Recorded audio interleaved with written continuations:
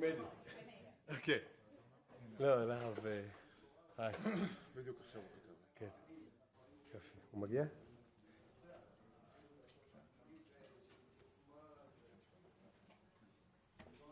היי, תודה.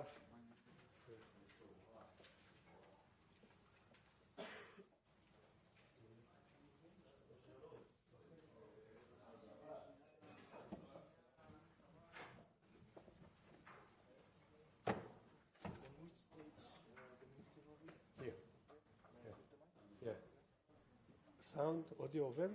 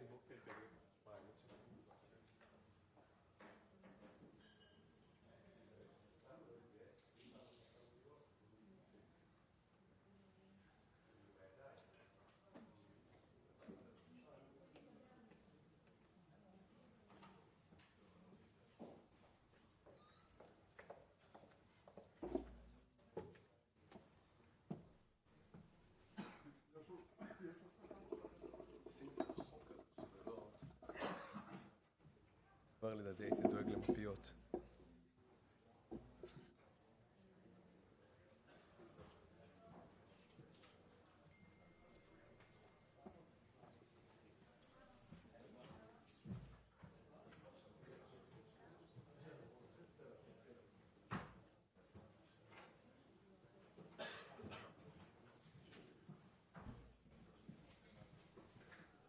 Good morning, everyone. Thank you for joining us. We'll start with statements by the Foreign Minister Gideon Saar, and then we'll open it for questions. Please. Good morning. Yesterday, Israel assumed the presidency of the International Holocaust Remembrance Alliance. IRA was founded to preserve the memory of the Holocaust and combat anti-Semitism. We thank the United Kingdom who finished their presidency yesterday. Chairman of Yad Vashem, Dani Dayan, will serve as IRA's chair during our term. The anti-Semitism that resulted in the Holocaust has not been eradicated from the world. On the contrary, over the past year and a half, we have witnessed its alarming rise, targeting both the Jewish people and the Jewish state. The new anti-Semitism attacks Israel's right to exist and its right to defend itself. I will host a conference of IRA in Jerusalem during the last week of May with foreign ministers from around the world. Saturday was the last day of the first phase in the framework to release our hostages. Israel had implemented its part, including the part with regard to humanitarian aid, fully until the last day. Israel said yes to the proposal of the American envoy, Steve Witkoff, to extend the temporary ceasefire. Unfortunately, Hamas had rejected the offer. Therefore, Israel stopped to enable the transfer of goods to Gaza Strip. Aid that goes to Hamas is not humanitarian. Unfortunately, the takeover of Hamas on commercials and goods turned it to an economic engine for Hamas. It became the number one income, budget income of Hamas in Gaza. With that money, they use for terror, to restore their abilities, and to get more young terrorists into their organization. I'm reminding what was said by President Biden in the beginning of the war. He said that aid will end if Hamas diverts or steals the assistance. Can we see it? Yes, please. And began to move from Egypt to Gaza. Let me be clear. If Hamas diverts or steals the assistance, they will have demonstrated once again that they have no concern for the welfare of the Palestinian people. And it will end. As a practical matter, it will stop the international community from being able to provide this aid. Thank you. Same things, or similar things, were said by the former Secretary of State, Antony Blinken. And you know that they are not only taking over the aid, they are also shooting civilians that try to have access to it. And they use it as an engine to continue the war against Israel. This cannot continue, and this will not continue. Thank you. Thank you. We'll open it for questions now. Yes. Hi. Minister, good morning. Dan Williams from Bloomberg. Channel 12 News reported yesterday that Israel has a deadline of 10 days, 9 days from today, at which it will resort to war if the diplomatic impasse doesn't end. Is this true? Has Israel set a date for a resumption of the war? Second question, what are your hopes for the Arab League meeting? Who said that? Channel 12. They are responsible for that. Does Israel have a deadline? If we will want to do that, we will declare it. If Channel 12 do it or any other channel, they are responsible for it, not the government of Israel. Does Israel have a deadline for a resumption of the war? I think I answered your question. Thank you. If we will want to do it, we will do it. Thank you. Yes. Next question, please. Mr. Tia from the Associated Press. Can you give us a sense of how progress has been made on implementing Trump's plan for the population of Gaza? Have there been discussions with certain countries about moving the population there, and if so, what countries?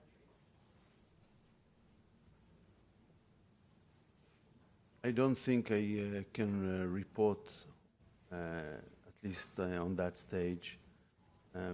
These negotiations are mainly done by the US, and I think it is fair that they will reveal it. I said in the past, also here, that we support the initiative, and as long as it is connected to the free will of potential immigrants, on one hand, and there is, on the other hand, a country which is ready to accept. It is humane, moral, and the most practical thing to do. And we'll see it by time. Thank you. Yes, please. Yes. Stopping the humanitarian aid to Gaza, and if this measure allowed the international humanitarian aid, as the foreign minister, how will you explain this to the international community? I just explained that. I just explained that aid that goes to Hamas is not humanitarian. As I emphasized, it's a tool, it's a vehicle, it's a mean to continue the war against Israel. It's part today, the major part of Hamas incomes in Gaza Strip. And as President Biden said in the past, if that will be the circumstances, we will have to stop it. I don't know of any other country in the world that is being asked to finance the war against itself. So as long as we had the commitment during the first phase of the framework to release our hostages, we did it in that framework. Last day was Saturday. We implemented that fully. We don't have any commitment now to finance terror against ourselves. Thank you. Yes, please. Thank you. Samuel Farid, how do you see the rapprochements between the Turks and the Kurds and its consequences in Syria? I've said in the past that it is expected that minorities of the rights in Syria will be respected, and of course it includes the Kurds. You know, a couple of times Turkey invaded to the north of Syria, and they're still present there in various ways. I express once again our expectation, which I believe is the national community expectations, that rights of the minorities in Syria, including the Kurds, the Druze, the Christians, the Alawites, and others, will be fully respected. Thank you. Yes, please.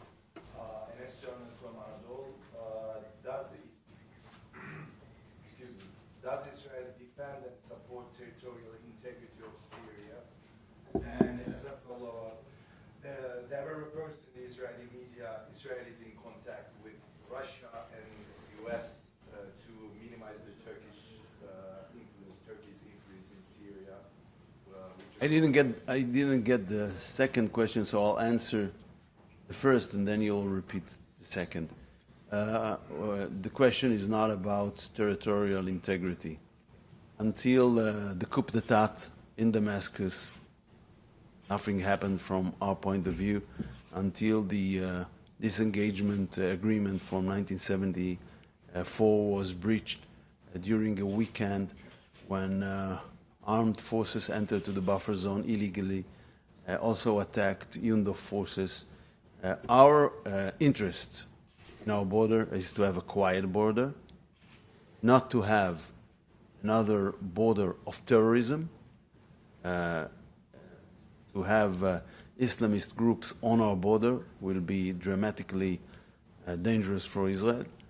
We had that experience with Lebanon, we had that experience with Gaza Strip. I think the best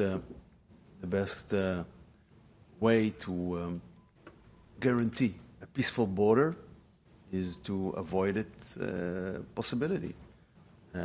All the activity we are doing there, which is very limited, is connected to that. We want a safe border, we want a quiet border. We have our communities in the Golan Heights is very close to the border there. We also know that there is an intention of Palestinian Islamic Jihad and Hamas to attack us from this border, to create it as another terror border for Israel, and we will not allow it, and we will be prepared. We learned our lesson from October 7, and we will not allow another October 7 from any front. Thank you. Yes, please. Israel these days is very in sync with the Trump administration, but on Syria, they seem to be taking a different direction in Washington. They're talking about sanctions relief. What kind of coordination, cooperation is Israel having with Washington on Syria on this front, where they seem a lot more optimistic about the new regime? Well, first of all, we are discussing that. We discussed it with Secretary Rubio when he was in Israel, and it is ongoing discussions between the two governments. I won't speak on behalf of the American administration. I can only speak on behalf of the government of Israel. We say what we see. We try to be very honest. We care for the minorities. We care for our security. We hope to see positive developments there. We try to stay realistic as much as we can. Thank you. Yes, over there. Matt Bradley, NBC News. President Volodymyr Zelensky of Ukraine obviously was facing substantial pressure and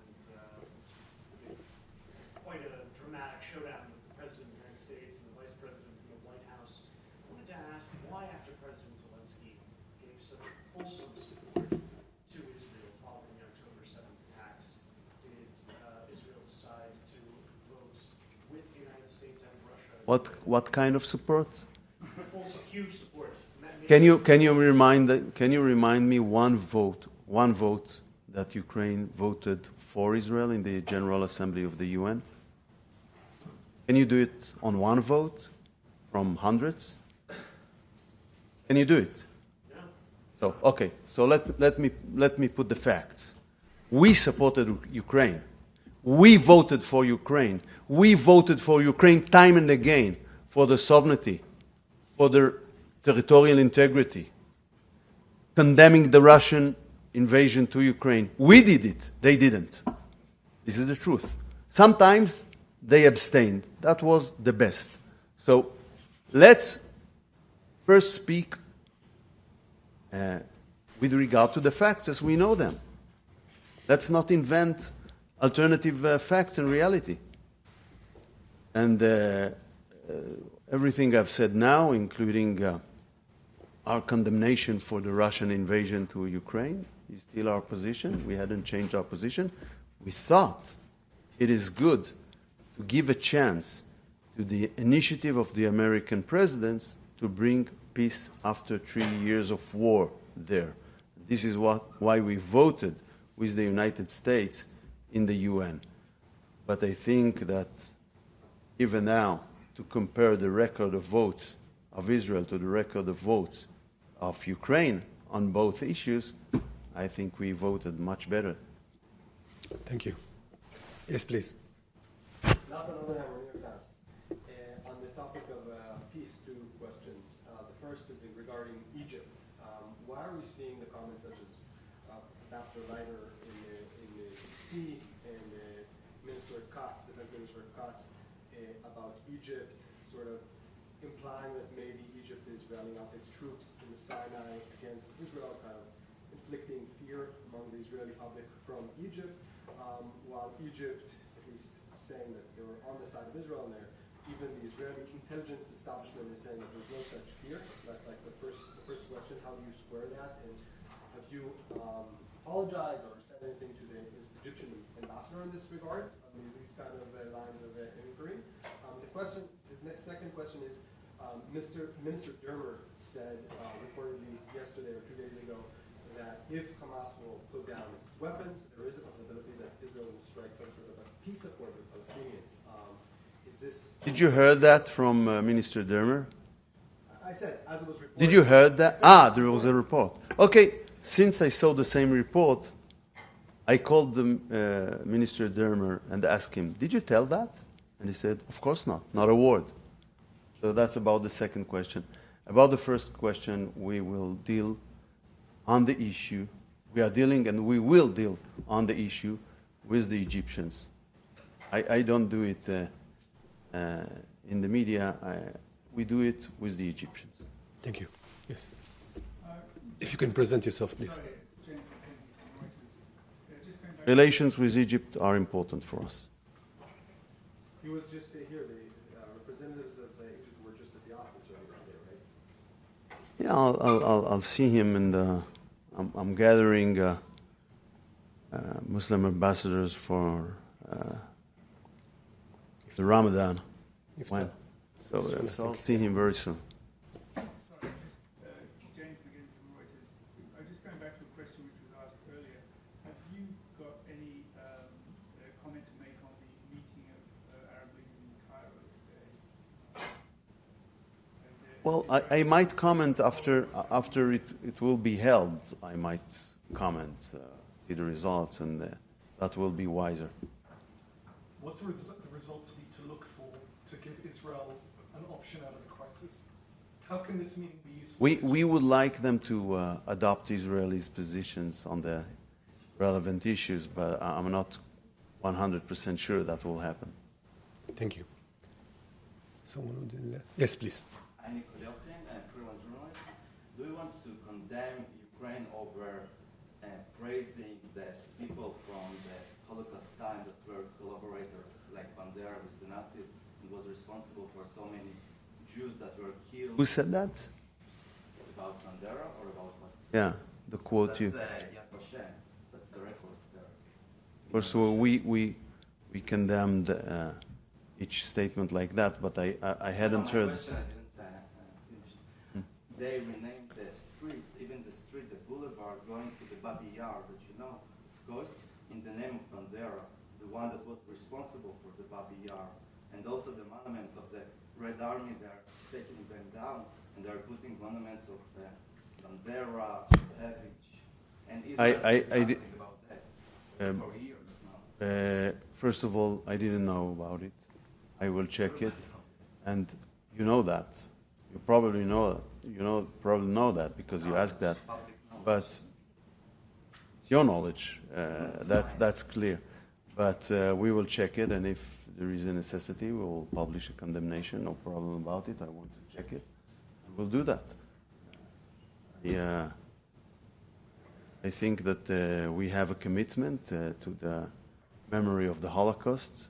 We have a commitment to battle against anti-Semitism, phenomena of neo-Nazis, Holocaust denial, and this is very important to us. So I will instruct to check it, and if it is necessary, we'll condemn it, no doubt. Thank you. Yes, please. Question on the Operation Iron Wall. You've said before that it has to be temporary, like it's due to be temporary, yet the Minister of Defense has asked the army... What kind? What should be temporary?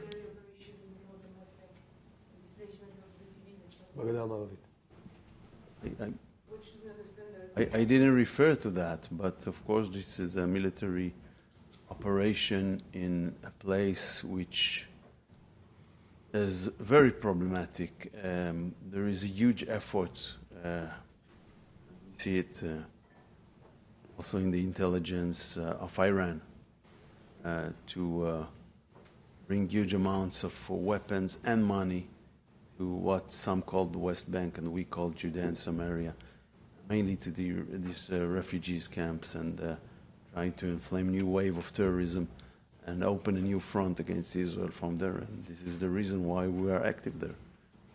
It's a self-defense activity. It might take time, but this is what it is. We hope to. Still hope we want to do that, but we have to do that. Just a very short time ago, we saw 5 buses in the center of our country. That 3 of them exploded, and 2. Fortunately enough, we didn't have casualties, but it could have been totally different. So this is why we are active there. You see also today so many terrorist attacks. We know and we learn that it is better to act before and to initiate than to wait for the terrorists. This is what we do there. We have time for a few more questions, Minister? Yeah. Okay. Yes, please. About Egypt, Yeah. do you confirm there is a military buildup in Sinai?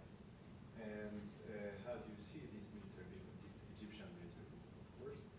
Second, do you consider a change in the Camp David Accords? And I'm thinking about the MFO in Sinai, the Nutrition Force. I said we will discuss it. We are discussing it, and we will discuss it with Egypt. I think it is better to discuss it with Egypt rather than discussing it through the press conference. This is what we do, and this is what we will do. Yes, please. Can you just explain, clarify, if the ceasefire agreement in January had a provision at the end of phase 1 that both sides would continue to negotiate phase 2? Does the January agreement not exist anymore? Exist, of course. But what happened?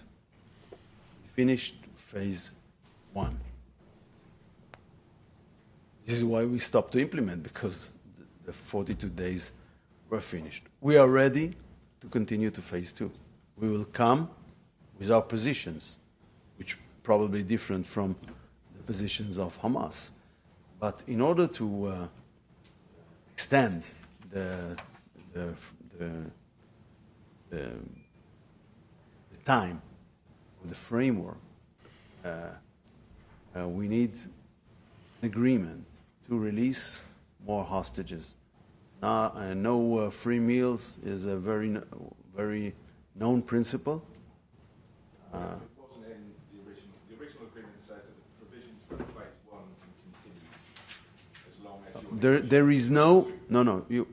You don't know the agreement. The agreement, and there is, by the way, also side letter the Americans of the previous administration. There is no automaticity between the stages of the agreement.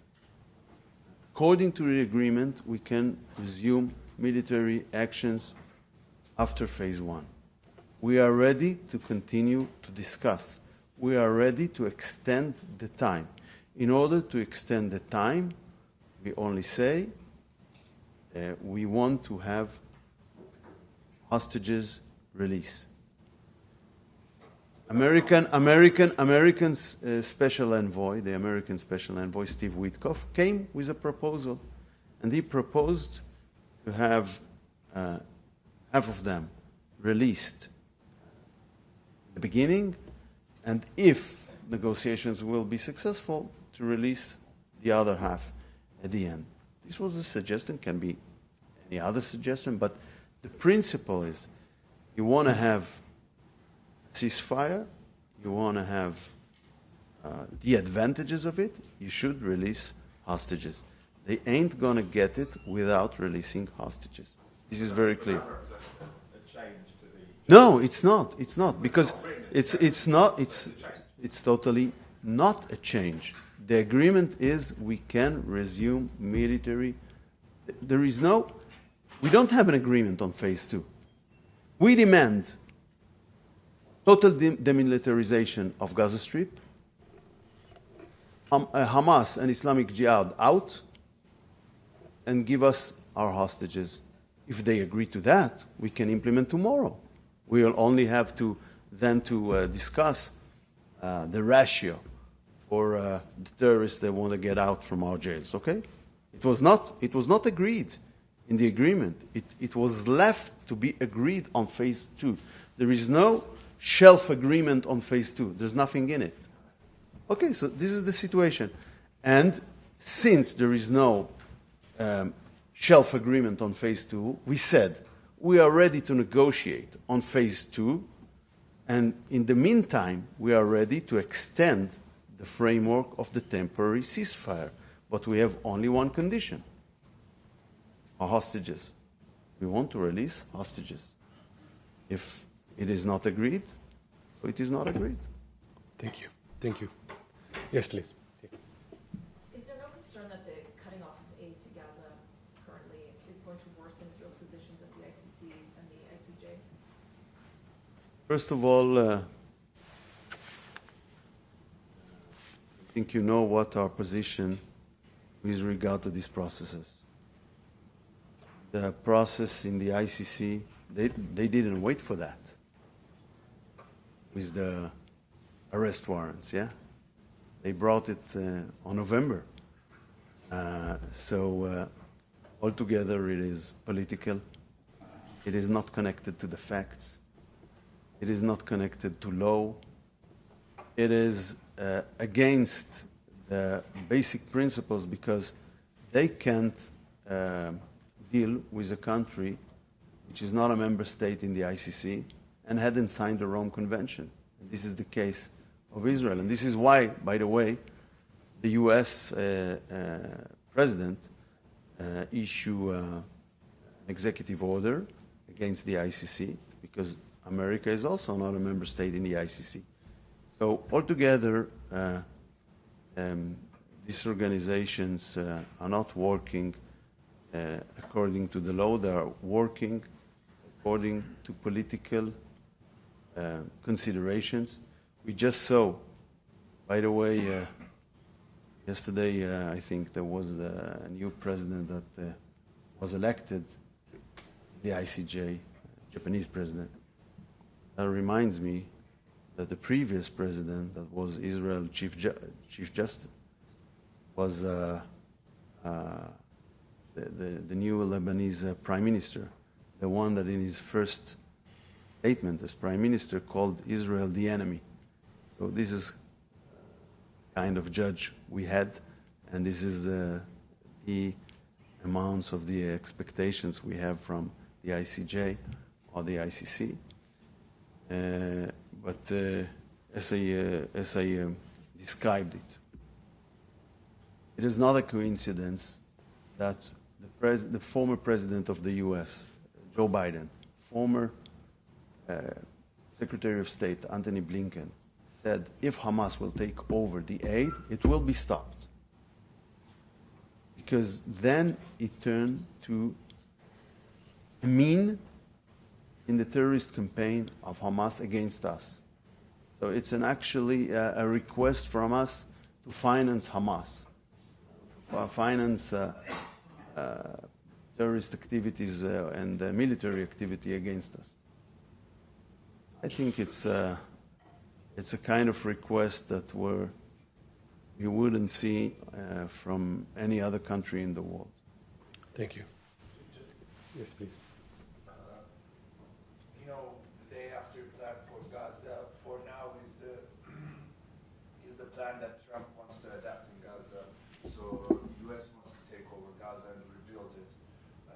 How do you find your counterparts' reaction, especially in the Western capitals, to this plan?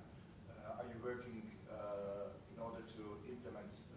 Are you in diplomatic contacts I don't in think. order to implement this plan? I don't think it is my job to describe comments on other capitals on President Trump's plan. I brought the Israeli view. I think it's a positive new original idea. I put two principles, which are the key principles. One, free will, free choice of the immigrant. The free choice that is given to any person in the world should be given to the Palestinians. And people must start to understand that Palestinians are also human beings, and they deserve the free choice that any other person on earth deserves, like someone who is going from Syria or Afghanistan or any other state in that situation. Okay? Second, of course, there is a need for countries who will be ready to accept. So if these two conditions will be met, it will be constructive, moral, humane, and good. Thank you. Yes, please. Why won't you accept? אני מוכן לענות לעוד שאלות, אבל מכאלה שעוד לא שאלו. If there is, לא צריך מקצה if there is, yeah, we'll take this one, but if there's someone who didn't ask a question, we'll take this. Why won't you accept then Gaza in Israeli territory? That's one question. And second, We don't have any intention. No. Second, I just want to emphasize the Israeli... During the years we took, according to processes, and we found out during the Second Intifada that a huge number of terror attacks in Israel done by those who enter or relatives of those who enter through this process. So it ain't going to happen again. Okay, and I just want to understand how you see the ceasefire agreement. For you, the phase 2 was a temporary ceasefire, the phase 1 was a temporary ceasefire, and the phase 2 was a permanent ceasefire?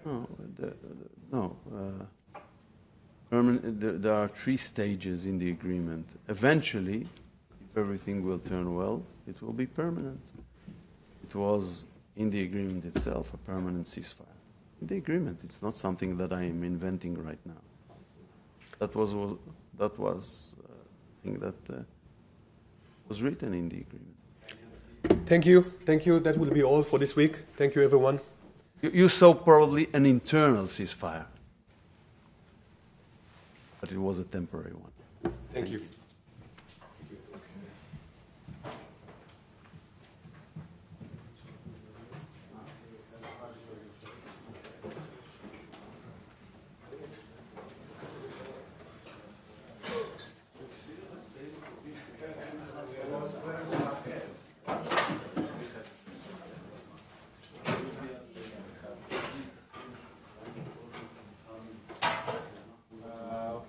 Thanks very much.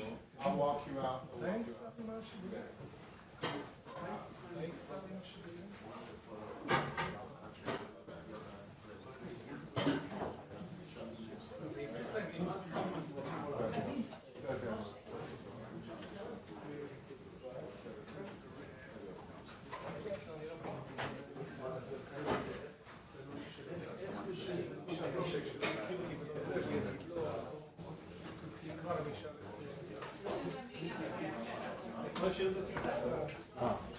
שאלות תמיכה. זה כאילו, אם זה של השר, זה אירוע שלו, עדיף, אני יכול לשאול, אבל מה שיקרה זה שאני אשאל את מיכאל.